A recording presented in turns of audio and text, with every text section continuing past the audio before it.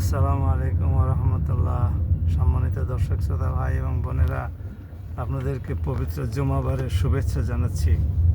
আশা করি আপনারা সবাই সহি সালামতে আছেন। আপনারা অবগত আছেন যে গতকালকে ফ্রান্সের রাজধানী প্যারিসে ইরান এবং আমেরিকার মধ্যে একটি সমঝোতা স্মারক স্বাক্ষরিত হয়েছে। তার মধ্যে অন্যতম একটা বিষয় ছিল মধ্যপ্রাচ্যের ফিলিস্তিন, গাজা এবং লেবাননে ইসরায়েলি হামলা বন্ধ করতে হবে। কিন্তু কালকে চুক্তি স্বাক্ষরিত হয়েছে, কালকেই ইসরায়েল হামলা করেছে লেবাননে। আজকে নাকি প্রচণ্ড হামলা চলছে, অবকাঠামো ধ্বংস হচ্ছে, মানুষকে নিহত করা হচ্ছে। তো এই অবস্থাতে ইরানের পক্ষে কি এই সমঝোতা চুক্তি মেনে চলা সম্ভব হবে? যদি এক পক্ষ চুক্তি ভঙ্গ করে, তাহলে আর এক পক্ষের উপরে কি চুক্তি বাস্তবায়ন করা বা চুক্তি মেনে চলা কি বাধ্যতামূলক থাকে? আর সেটা আর থাকে না। কাজেই যদি এভাবে হামলা অব্যাহত থাকে, তাহলে নিশ্চয়ই ইরান লেবাননকে একা ফেলে বসে থাকবে না এবং এই চুক্তির মালা গলায় পরে আমেরিকার সাথে দাঁত বের করে রাজনীতি করবে না।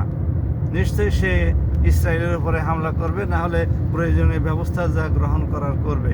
যদি ইসরায়েলের উপরে হামলা করে, তাহলে এই সমঝোতা চুক্তি ক্ষতিগ্রস্ত হবে কিনা, তা চুক্তির মধ্যে বলা আছে কিনা সেটা আমাদের জানা নাই।